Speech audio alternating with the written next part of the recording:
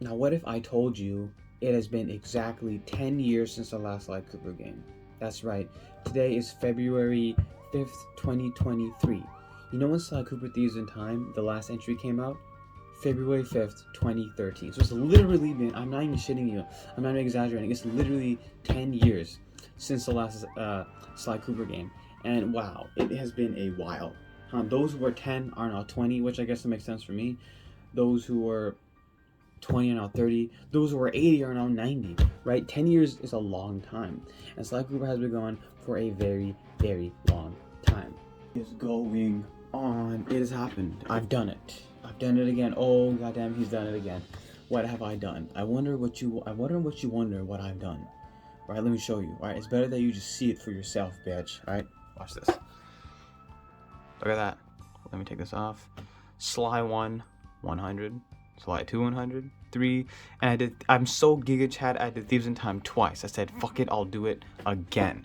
You ain't got shit on me, bitch. But yeah, basically, I did.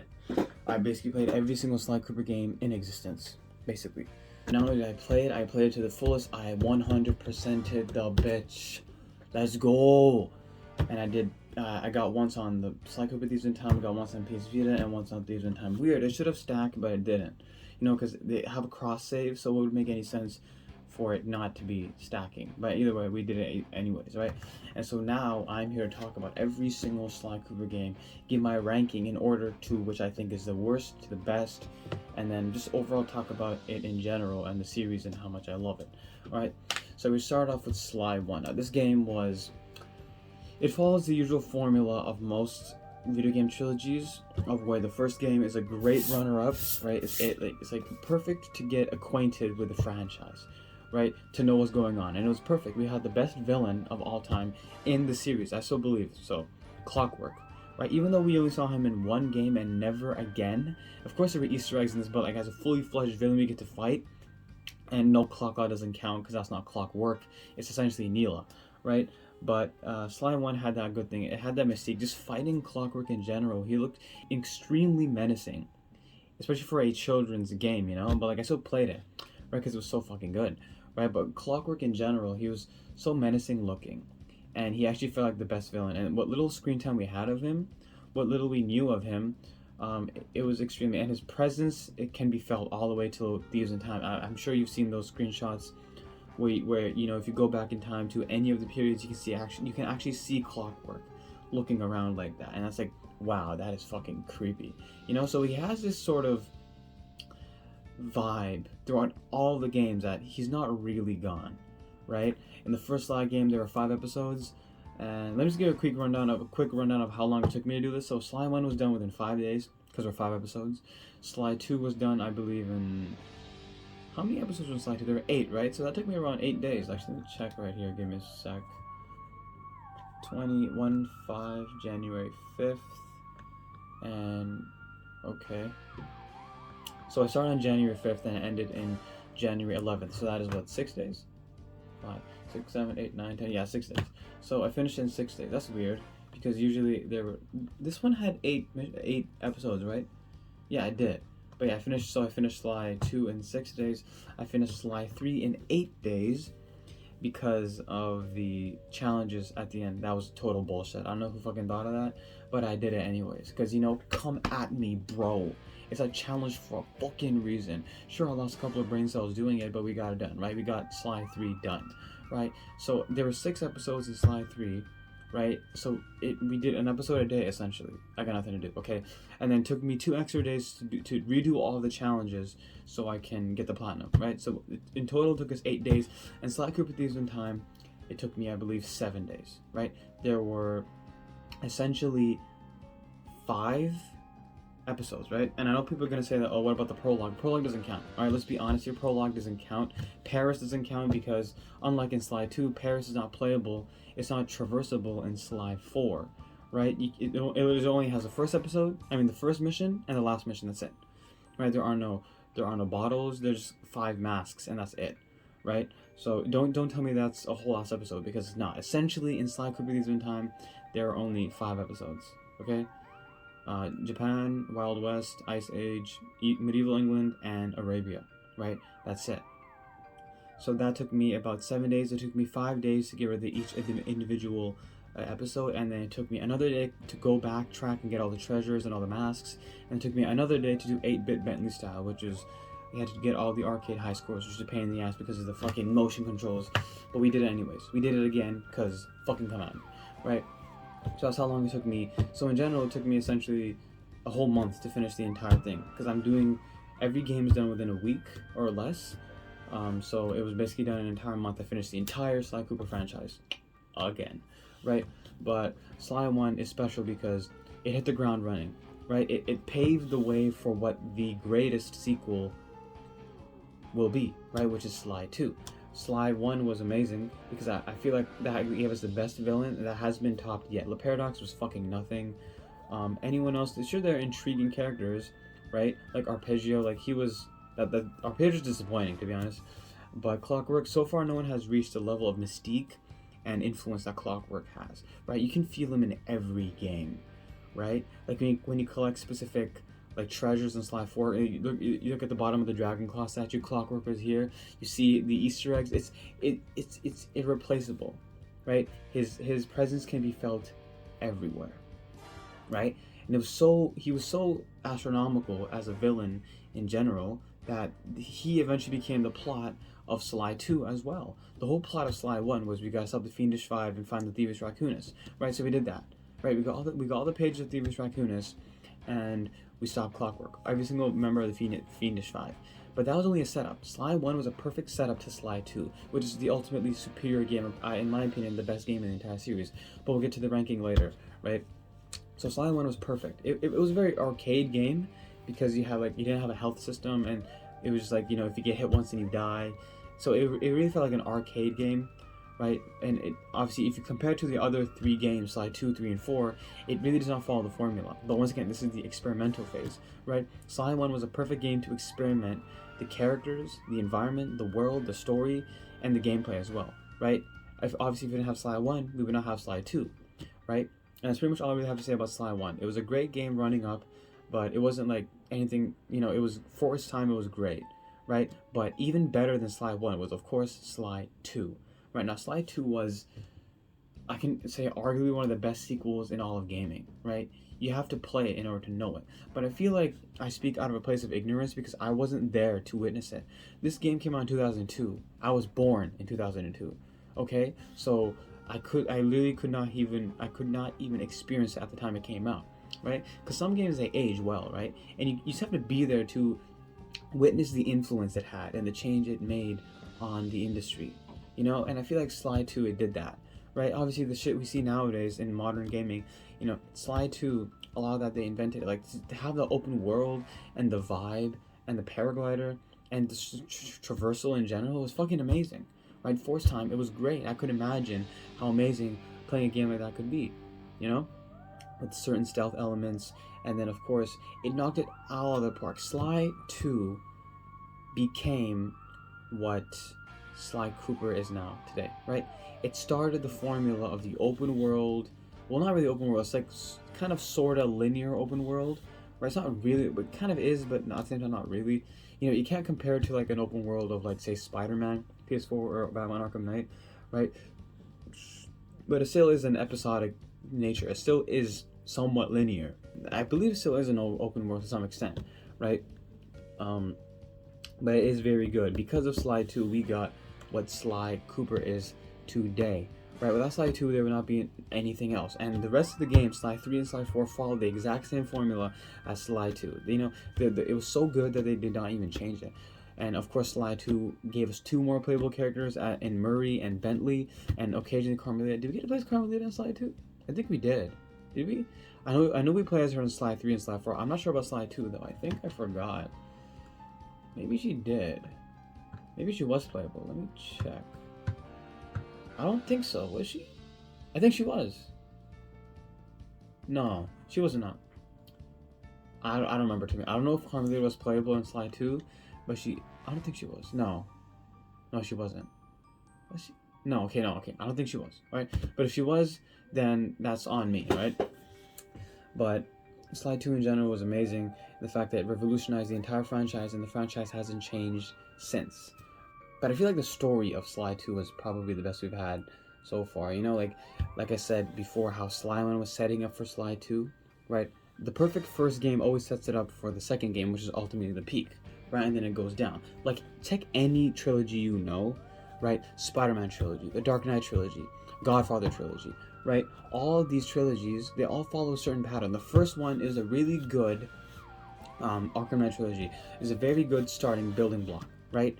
And everything that has a core, that has a base, that has a pillar that holds the franchise up, right? You need that first game. You got to give your respect to it because it was the very first game, right? It changed everything. It's the very first thing, and it's essentially the experimental phase to see what we can do, right? The first game is always, let's see what we can do, right?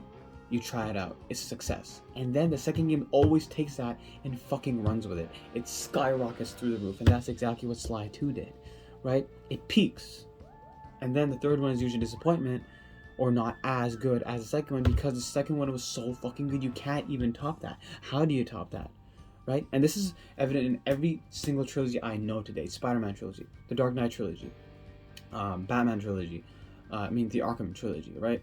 Godfather trilogy, right? It's evident. The second one is so fucking good that the third one there's no possible way to top it, right? It's impossible, right? Godfather 1 was amazing, right? Godfather 2 was even better, to the point where Godfather 3 was a shadow, because it could not reach that expectation.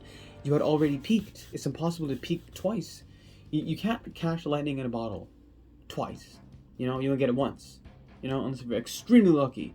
But so far in all my experience of all the trilogies I've ever had the pleasure to come across, whether that be in video games or in movies, it's always the same formula. First one is a great building block. Second one fucking is the best in the entire series. And third one, well, is better left unsaid, right? And this Sly 2 is no different, right? It's one of the best sequels in all of gaming, right? Kind of like how Assassin's Creed 2 was the best sequel in the Ezio trilogy. And still the best Assassin's Creed game to date, in my opinion, of course, right? But as I was saying, Sly 1 set up Sly 2. That's why the story, when Clockwork dies at the end, he even though he's dead, he's still the main focus of the plot of Sly Cooper, right? Oh shit, we killed a guy, but all of these guys, this Claw gang, they took all the pieces and now they're rebuilding it for their own use. Dimitri is using it as counterfeit printing place. And let me just take a brief intermission here. Can we acknowledge that Sly 2 brought us the character Dimitri? I think that itself makes this the most goated game in the entire series. You can't top that. It introduced Dimitri, right? And sure, we could play as Dimitri in the third one, but it was never the same, right? Dimitri's swagger and his theme is a total banger, right? So just the fact alone that this game introduced Dimitri to us, definitely the best in the entire series, right? And one of the best sequels in all of gaming, hands fucking down, right? And not to mention, compared to every other game in the franchise, Sly 2 has the most runtime, the most episodes, right? Having 8. Sly 1 had 5, Sly 2 had 8, Sly 3 had 6, and Sly Cooper Thieves in Time essentially had 5, if you think about it. If you want to count Paris, then go ahead and count 6, but I count 5, okay? Because the prologue and the ending didn't really count, right? Because at least in Sly 3, it had 6, right? And the last episode, which was on the island of the Sly Cooper vault, right? Even that we had missions to do, right? But in Sly Cooper 4, it was just 1, the prologue, and then 1, the ending. That's literally it. There was no build up to it, you know, which I thought was really missed opportunity. But Sly 2 has the most runtime, which is why it obviously has more time to flesh out the story. And it's had overall more memorable, you know, locations and missions. Like, who's gonna forget the mission where Sly had to go undercover, wear a tuxedo and dance to Carmelita? No one's gonna forget that, right? That was amazing, right? At the time, we had to rig the thing, and then John Bisson found out that, oh shit, this is not my judge, right? And another thing that Sly 2 brought is, of course, we have new characters, right? So it usually drops a ball on us. We don't expect shit, right? I love how sometimes you have to do boss battles as Murray or as Bentley. Like, the parallel, you know, you're fighting Jean Bisson, easily the strongest of all of the Claw Gang, right, against Murray, easily the weakest, you know, physically at least, of the Sly Cooper gang, right? So, and you have to use traps, and you have to use the environment and essentially adapt, right? So the game constantly puts you in situations you're not aware of, and it's refreshing, right? It feels good. See, and because we had 8 episodes, we essentially had a lot of time to flesh out these characters, right? Essentially, every villain had 2 episodes, right? Except for Dimitri Rip. But honestly, Dimitri's too goated. He doesn't even need another episode. We all know how fucking cool he is, right? So there were like, I believe, 8 episodes. So the first one was Dimitri. Then the next 2 was Rajan. The next 2 was Contessa, and the next 2 was Jean Besson, right? And I think the last one was Arpeggio, which was really just Nilo, right? So overall, the entirety of Slide 2 was extremely, and it was really good, essentially, right? Like, the places were amazing, but every boss felt unique, and it felt like it had something different going for it, right? And the fact that Neela is always constantly looming, and she's always, you can tell like she's kind of like always there, and she's like always doing shit. She's always behind something, right? You never expect her. You never expect the twist at the end, that rip arpeggio that she just turned to clock law, right? Like, who fucking saw that coming, right? And that was really cool. I kind of liked it, but it was kind of really sad when Arpeggio died, because he had this potential of being the mastermind of the Claw Gang, and he had the motivation as well. And it's pretty sad that he spent his entire youth as this little bird who could not fly, and then this random cat chick just comes and fucking takes that away from him. That's pretty sad, to be honest. Also really underwhelming the way he died, but either way we still got it, right? One thing I also love that this carried on throughout the series is that nothing ever goes according to plan. Of course there are things that do go according to plan, but like some unforeseen shit happens which forces the characters to adapt to the environment and just go with it, right? Like, for example, when Sly and the gang, they made the plan that we're gonna abduct these judges and take their clothes and essentially act like them. Jean Besson saw right through it, and then next thing you know, you're in some kind of prison or something, and you have to do a boss fight as Bentley against Jean Besson. Now, see, that is something that's keeping you on your toes, right? Because it's not formulaic. It's not like, I expect this shit. No, you don't, right? Anything could happen. And when it happened, I was genuinely surprised. Oh, shit. Now I'm on my toes, because I did not see this shit coming. So, it keeps the audience on their toes, because, like, oh, what the fuck's gonna happen next? We planned for this, but will it even work? Right? And I also love that part, and where it was when I was at the end of episode 3, I think, when Rajan was defeated by Murray, right? Once again, another boss fight that we did other than Sly, which I really liked, right? Because like Sly was unconscious, Neela had betrayed us. Once again, the unforeseen shit we would never saw. It didn't go according to plan, which is really, really cool, I think, right? Because things in life rarely do ever go to plan. You can plan about it, but things seldom ever happen the way you plan, do they? Right? Oftentimes shit doesn't work out the way we have to adapt to it, and that's exactly what this game showed, and it was amazing, right? Sly was unconscious, and now Murray had to fight Rajan. Like, that's insane. It's crazy, right? And by the time that was done, the Contessa came, and we got hauled off into Prague in some crazy dungeon or some shit like that. And then it was literally Bentley saves the gang, and I thought that was the coolest thing ever. Because I'm like, here we are, we've been playing as Sly for the entire time, right? And now we have to get adapted as Bentley, even for a short while, because like Sly becomes playable very short later, like a couple missions later.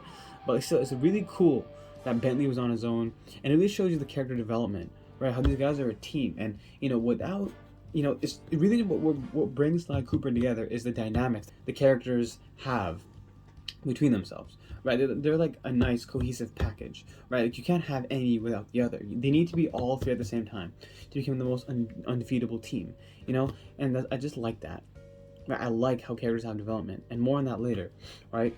So in general, Sly 2's story was really well done, and still the best story we've had to this day when it comes to Sly Cooper games, right? I don't know how I feel about Anila becoming the big boss at the end, and how she became essentially Clockla, but like, whatever, I guess it's cool. The final showdown was also really interesting. It was reminiscent of the last one, which we did. We were on Carmelita's helicopter, and we were shooting them, right? And then it was essentially the same thing as it was in the first game, and when that was done, we essentially smacked her, and then she fell down, right?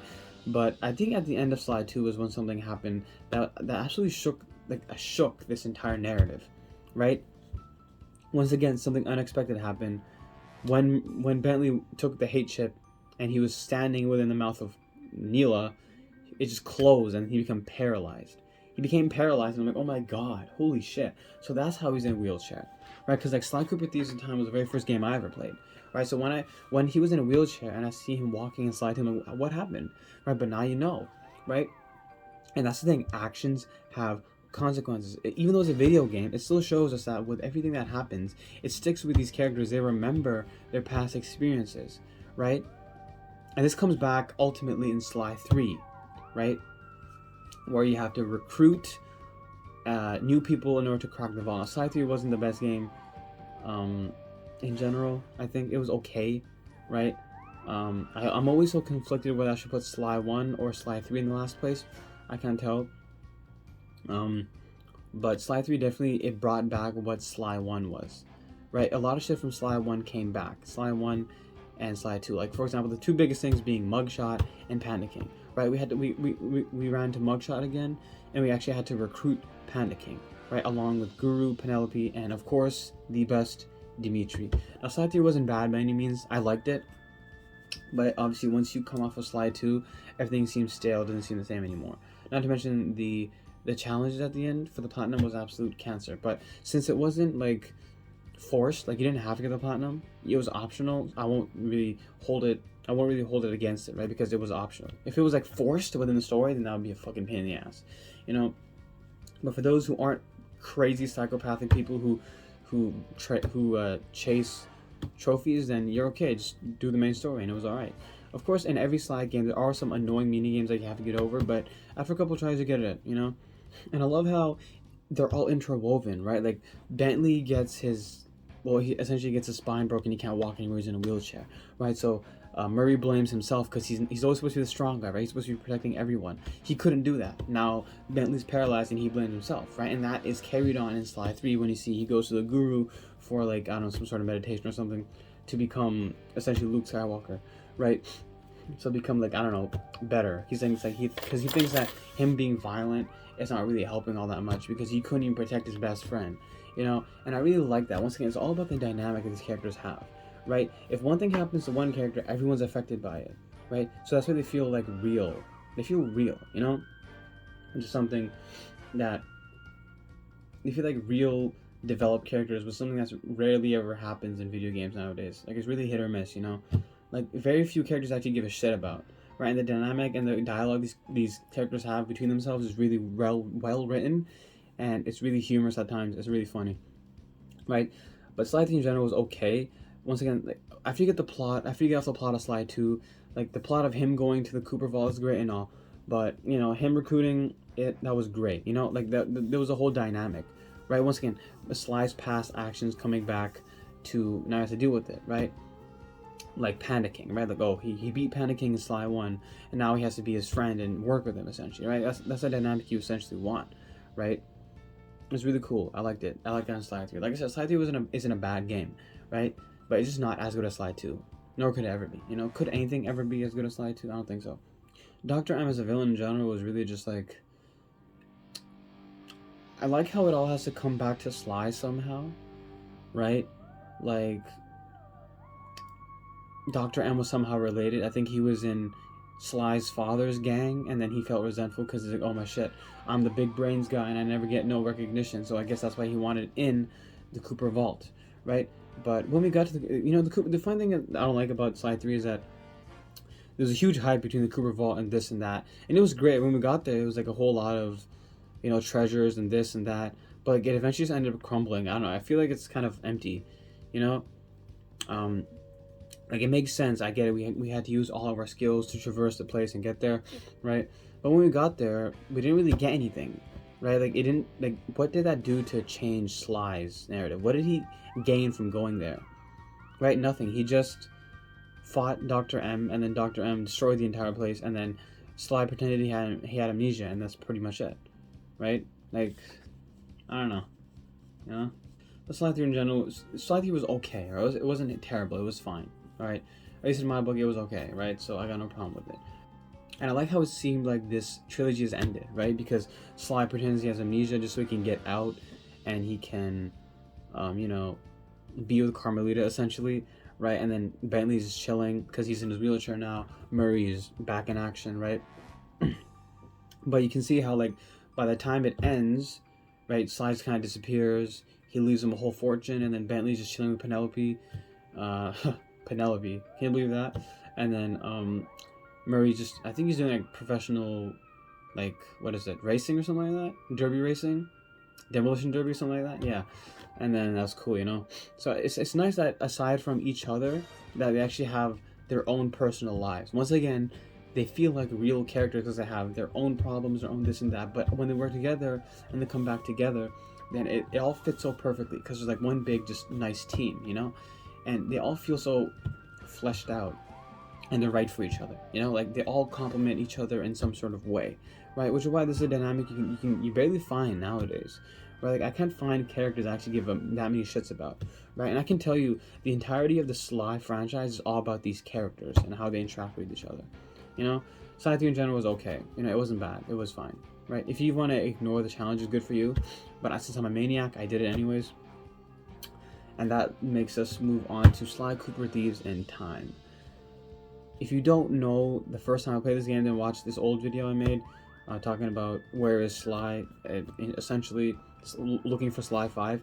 I played this game back when it was like 2015, 2016, right? But you can go check it over there. And I just want to say something. This really proves how we have grown, right? In many ways. When I played this game, back when I was a fucking 12-year-old, I cried so much because there's so many missions I could not do. I couldn't do the workout regiment for Bob. I couldn't do the shooting target practice with Carmelita. I couldn't do the archery contest with Sly. And I couldn't even do the, what do you call it, Carmelita thing, Carmelita belly dance, you know? It was so hard for me, and I legit would be stuck on that place for days. So much so that the only reason I left the game in the first place is because I could not finish the archery game, right? And that's where I left off years ago. And when I picked off, I started again. But now after replaying it years later, after having so many games under my belt, not only do I do the training montage with Bob, I get fucking Apollo wins. Not only do I do the archery challenge as Sly, I get fucking golden arrow. You know, it's insane. Not only are you doing this, you're also getting it. Like you're doing an extreme version of it, like a challenged version of it.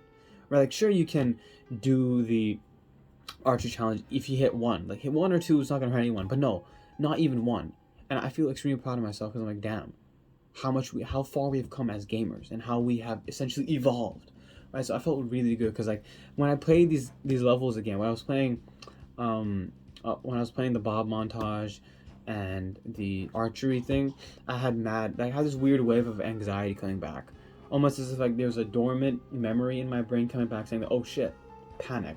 But I didn't. Right? And I did it and I'm like, it was so fucking easy. Holy shit. This is what I was crying about when I was a little bitch ass kid? Down. Did it like that. No problem whatsoever. Right? So it really shows us how we've grown. Right? And eventually if you come back and revisit the games you played as a kid, you will absolutely fucking demolish them, right? Now, Sly Cooper Thieves in Time holds a special place in my heart because of that, because of the nostalgia. It's the very first Sly Cooper game I ever played, and I played it when I was a kid, right? So there's a lot of memories attached to it, right? So that's why I have some sort of a bias towards it. But after playing it as an adult and analyzing it, you know, critically, I could see they had many flaws in it, of course. Although there is really one discrepancy I'd like to talk about, some sort of inconsistency in the lore. Is that at the end of Sly 3, right? Like, Sly said, you know what I really want? You know when he's getting crushed to death by Dr. M? He's like, his life flashing before his eyes. Like, oh, I really wish I just told Carmelita how I felt and how I really want to do this. Essentially thinking of hanging the cane, right? And the mask. He's like, I don't want to be a thief no more. And he did that for a while, right? That's where Sly 3, that's where the trilogy ended, right? Murray's doing his own thing. I think he's doing, like, racing or something. Derby racing. And then, Bentley's just chilling with Penelope, making the next time machine, literally, a literal time machine. And then Sly's just enjoying his time with Carmelita, right? You Sly dog, right? But, Sly 4 kind of throws it all on the roof. Like, I guess we knew that there was going to be a sequel, because at the end, when he turned his eyes, he blinked to, Bentley, and Bentley said, you Sly devil, or something like that.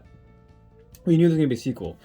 Now, it could just be, like, I don't know if Sly's being genuine, because that's kind of an ass move, don't you think? That, oh, I'm just gonna say I have amnesia just so I can chill with this girl for a little bit, right? And then when I'm done with it, then I can just go back to the heist. That's essentially what he did in Sly 4, right? He's like, oh, I got the itch, and I just had to get back in the game. You know, I get it, I understand, but it kind of makes Sly seem like a bad guy, like kind of an asshole. You know, kind of a Chad, but kind of an asshole at the same time. He's like, I just used this girl, and now the thrill's over, I'm just gonna leave. Although I don't know with Carmelita the thrill's ever over. I mean, I don't know if I'm a furry, but I might be now. But anyways, so it's kind of like a character inconsistency because it always seemed like Sly was more like a considerate guy. I'm like the reason he did everything, right? It was like for like the Cooper clan and this and that. Like despite being a thief, he never really did it for himself, right? And he didn't really have to save the world or shit like that. He just chose to, right? And like he has a code, only steal from other thieves, right? And don't hurt innocent people and stuff like that, So kind of like a Robin Hood type of guy, except he doesn't give back. He kind of does, but not really. But it just seems like that's not the Sly we know. That he would purposely manipulate Carmelita like that, just to leave her, just so he can get back in the game. Not to mention, the reason like it started, Sly 4, the story, is because it had nothing to do with like a specific goal in mind, other than money, right? His original goal was just to go in the museum and steal that, and then go back in time. I think. Why did Bentley create the time machine? I have no idea. What was the main reason for that? Is this so they can go back in time and find like priceless artifacts and so they can get super fucking rich, like the Paradox? Maybe. But the real reason why they oh yeah, it's because the Thieves Arcanus was literally disappearing. Yeah, that's the reason why. Yeah. So that's the reason why they were like they built the time machines so they can go back in time and restore the pages. Right. That's the reason. Okay. So yeah, you can still say that it was for a noble cause, that he wanted to restore Thamiana and so the Thieves Arcanus wouldn't just disappear in time. So I guess that makes sense. So that's consistent with the Sly we know. It just seems a little shady that he would actually manipulate Carmelita just so he can chill with her for a little bit, I don't know. It just seems weird to me. Right? Obviously, it'll always have a soft spot in my heart because once again I have the whole nostalgia thing. But aside from that, it has some issues. One, why the fuck is it so short? Right? Like, the premise of Sly Cooper Thieves in Time is supposed to be like the penultimate entry, right? It's supposed to be like, oh shit, the ancestors. Ryuichi, Tennessee, Gallup, these guys were teased all the way back in Sly 1. Like, ever since the first Sly game, we've been hearing about these guys, right? I'm pretty sure Gallup, Tennessee, and Ryuichi, these guys definitely showed up. I'm not sure about Bob and Salim. I think Salim did at some point, right? Remember there was Henrietta Cooper and the other guy who was British during London or something like that. I don't know. There's another guy who was like Nordic, right? Something like that. But there were other Coopers that we haven't seen yet. Side and Common, of course, right? Really interesting to see that, but more on him later, right? But like it's a pretty big deal because the ancestors that have been teased ever since the first game, now you get to play as them, and it was amazing, right? Playing as Ryuichi was fresh. He felt new. He felt like a different character. He felt amazing, right? He had his own unique moves and this and that, right? And also I love how certain abilities that Sly will get later on, the ancestors already have. For example, Ryuichi already has a silent sprint the second you play the game, but Sly doesn't. That's like silent sprint is one of like the last upgrade Sly gets in the game, right? So Sly has to wait until he gets to Arabia in order to get that move, but Ryuichi already has it. Why? It makes sense because he's a fucking ninja, right? So of course he would know when to be quiet and when not to, right? So I like how they integrated that into his moveset, right? And there's no way of actually telling us, oh, he can do this. You can have to figure it out on your own, right? And also the fact that Salim could summon a carpet and essentially glide like Sly. That's really cool. I like how I did that. But it's a shame that we never had that much screen time. Like some characters got more screen time than the others, right? And this is supposed to be about the ancestors, right? And it's really unfortunate because we could have really cool ancestors. Because I really wish we could have saw Henrietta Cooper, the pirate, or maybe Side Uncommon. But something tells me that we'll see him later, and I'll get to that in a moment. But let me tell you why. All right. Same thing with Tennessee. I love Tennessee because, well, he legit comes with a whole gun. Like, he's not playing around. He stays strapped 10 toes down. Like, he's not playing games. He legit blasts your ass, So that's why I love Tennessee for that, right? But I noticed a discrepancy in how the game's kind of unbalanced, and it seemed like it was kind of rushed. And it didn't exactly feel like it was polished, especially towards the end. Now the first two episodes being Japan and Old West, it was great. I loved it, right? But one gripe I had is that in the entire game, the only time you get to play as a boss fight as other than Sly is in Ice Age, right? And that's cool and all, but like I kind of really wish that the ancestors had more of a part in this. Like the ancestors almost never interact with the bosses of that stage, right? Which I think it should bother them, right? Because like what the fuck, these guys are after your canes, you know what I'm saying? So it would have been nice if, like, I'm not saying get rid of Sly in the boss battles. Of course, keep him. But if we could have like a tag team battle with Sly and the ancestors, that'd be good. That'd be cool, right? But that's not happening obviously because the game is made. But I thought that'd be really interesting, you know, because this is about the ancestors. The whole thing about Sly Cooper Thieves in Time is about the ancestors. That's the whole new thing about it, and it's extremely, on paper, it sounds amazing, right? But it sucks because, like, especially when you think that Ryuichi got punked because he got like jumped. Like, how can you get jumped? You're a ninja. I thought he would have sensed that, right? So it's kind of strange when you think about it that way. That just in order to force a boss fight between Sly and I get it, he has to jump him so he can get the cane, and they all have to collect the canes at the end of it. I get it, right? But like, find a way to get that like after the boss fight. Maybe, I don't know.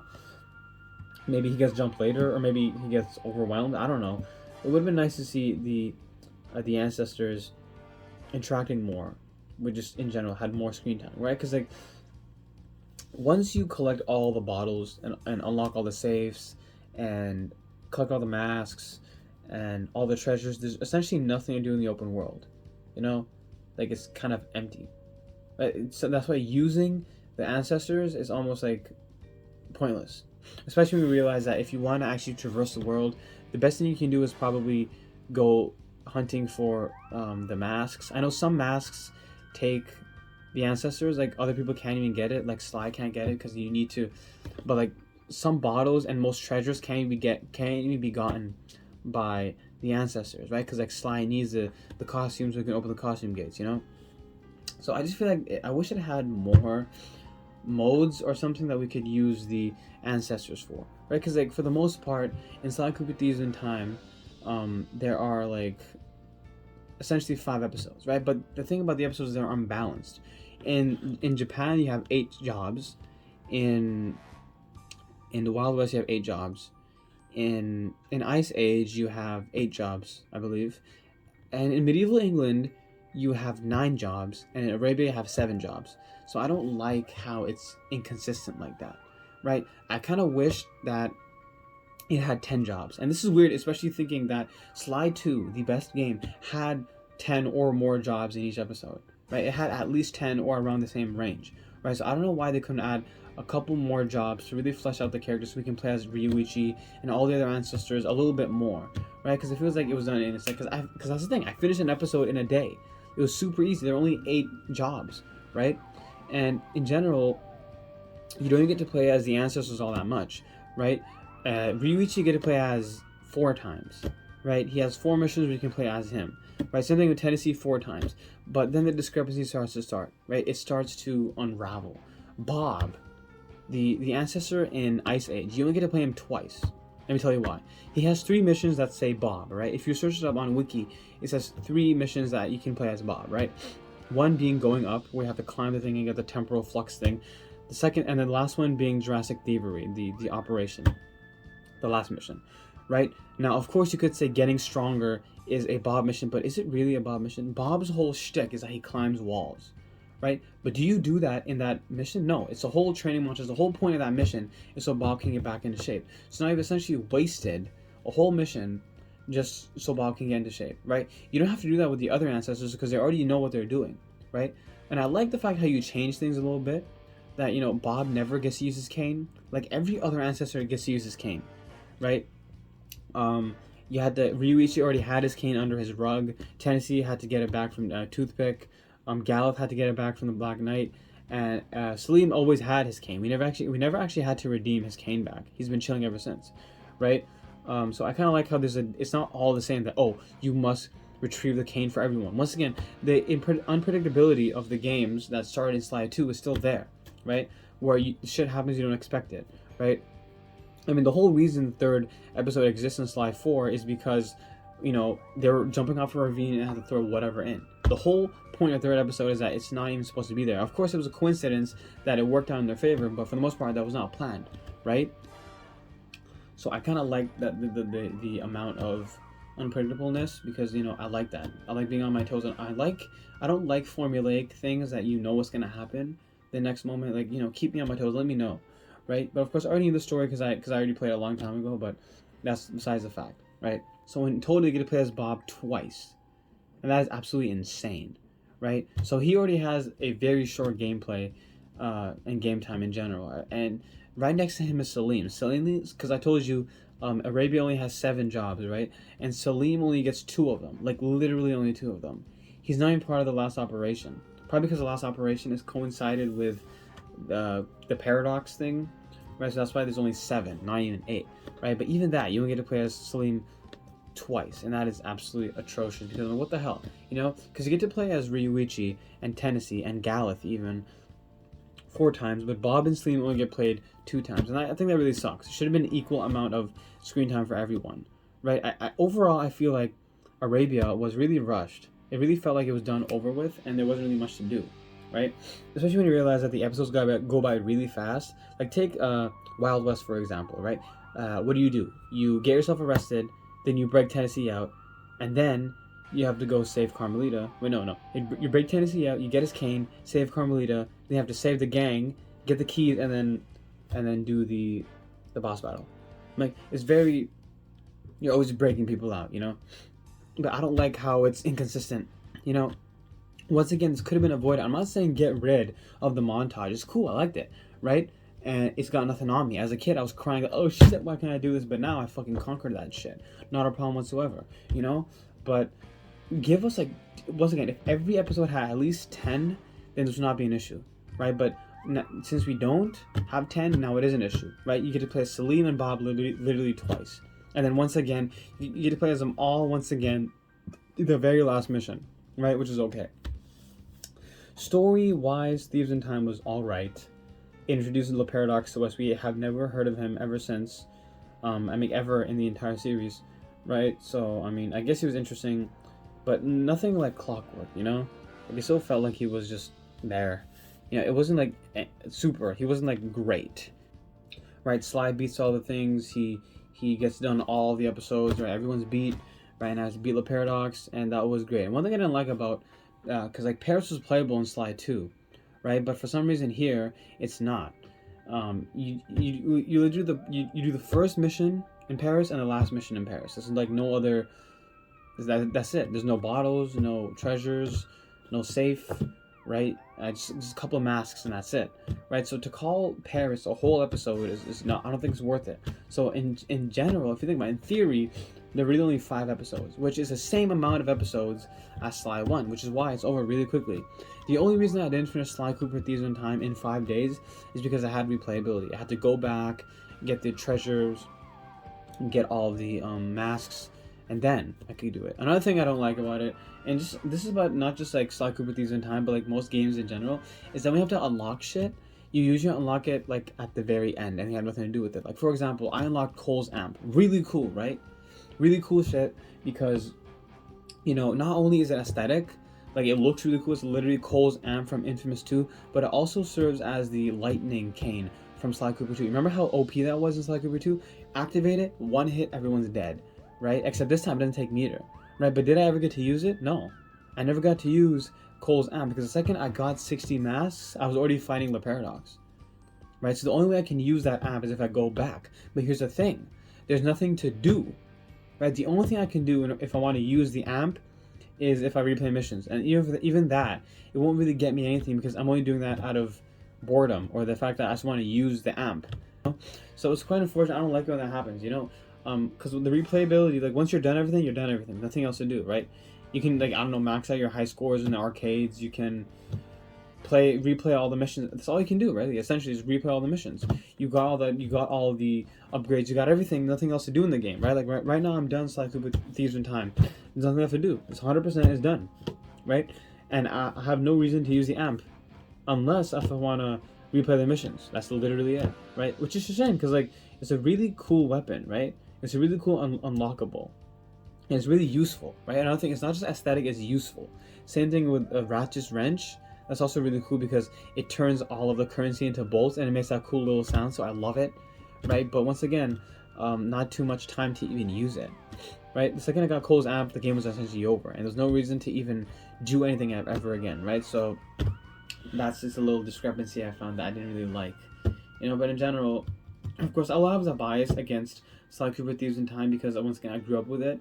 But putting my bias aside, I can say that it had flaws, but it still is good, And the ending of Sly Cooper Thieves in Time was just ambiguous because we don't know if we're gonna get another game, right? But of course, this game did allude that it was gonna be there was gonna be a next game.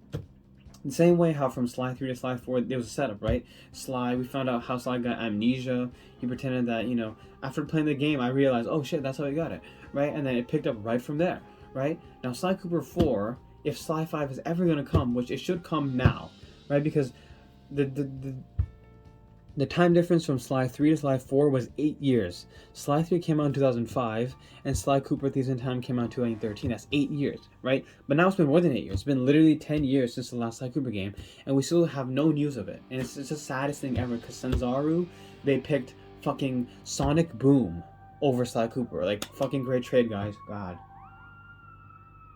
Like, it's atrocious. How? Like, what has Sonic Boom done? You prefer Sonic Boom over Sly Cooper? Like, congrats. Like, what the fuck, right?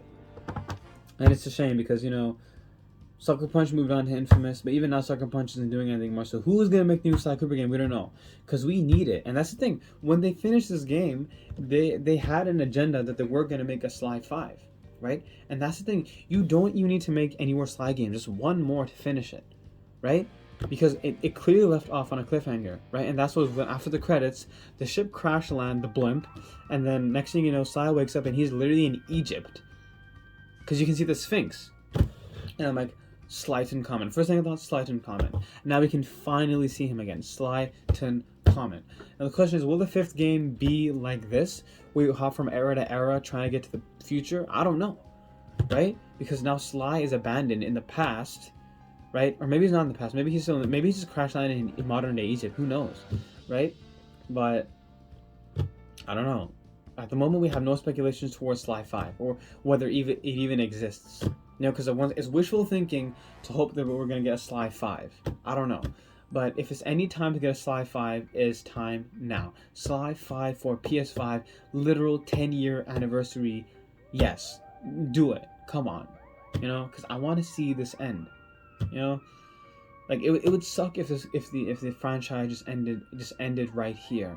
It wouldn't feel right, because there's so much potential, right? Especially in the credits, you see Penelope, she escaped from prison, so that could also be another thing in the 5th game. But once again, like if anyone picks this up, they should do it now.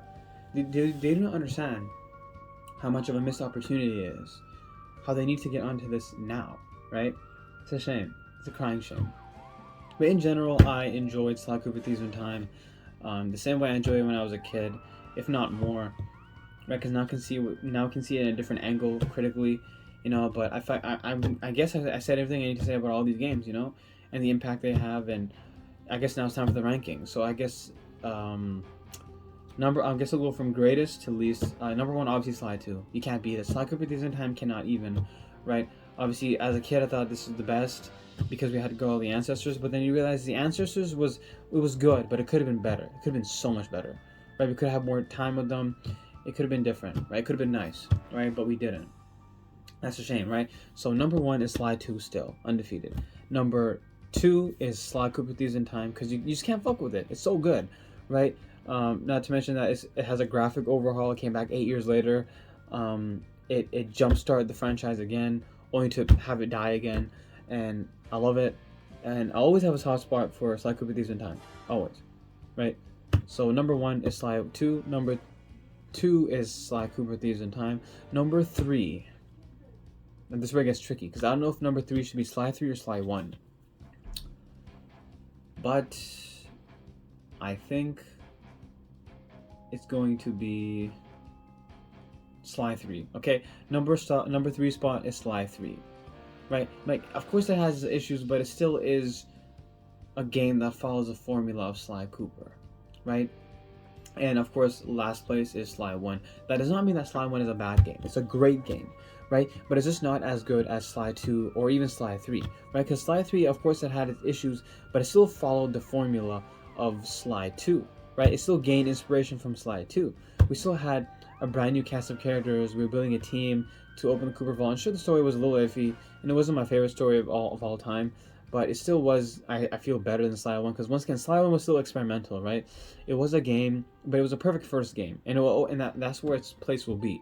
So my ranking, but Sly 1 in general was great nostalgia, because it introduces the characters. We got iconic characters like Mugshot and Panda King coming back in Sly 3, and their storylines are a lot more fleshed out, and I really love that, right? So in my ranking, it will be from greatest to least: Sly 2, Sly 4, Sly 3, Sly 1. That's literally it. That is my final ranking for these games, and I have officially played every single Sly Cooper game in existence. That's right. The Sly Cooper franchise is done, but I hope not. I hope, and I'm just going to leave you at this, that I hope we get Sly 5 somehow, because there's no time better than now, right? It's been 10 years since the last game, and it's PS5, Sly 5. It just rolls off the tongue way better. So, here's hoping that we get a new Sly Cooper game. Surprise me somehow. PlayStation, come on, because PlayStation at the moment is currently reviving dead franchises and remastering stuff. And in general, the gaming industry, they rely heavily on remasters and remakes. So I really hope they make us a new game. Because what happened to Crash Bandicoot, right? They remastered all the original trilogy games, and then they gave it a new game, Sly 4. It's about time. Crash 4. It's about time, right? So not only did they remaster the fourth game, remaster the original 3 games, they also made a new one. Same thing with Ratchet and Clank. So I'm hoping that they would turn their eyes to Sly Cooper and be like, this is a franchise with so much potential, and I can only imagine what it would look like running on the PS5. Because we never got to see Sly Cooper on PS4, but maybe on the PS5. I know it's wishful thinking, but it'd be really, really good. And if you make a really good game, you can conclude the story, because I think 5 games is more than enough. And yeah, I can just leave it at that. I can rest easy knowing that, okay, Sly Cooper is done, and we've done it all, right? So yep, that's basically what I thought about the entire Sly Cooper trilogy, or more like quadrilogy, all the games I played. I gave you the ranking. I gave you a penny for my thoughts. And now you can take whatever you felt like you took with this. If you agree, great. If you don't, you can suck my dick. But either way, that was Sly Cooper.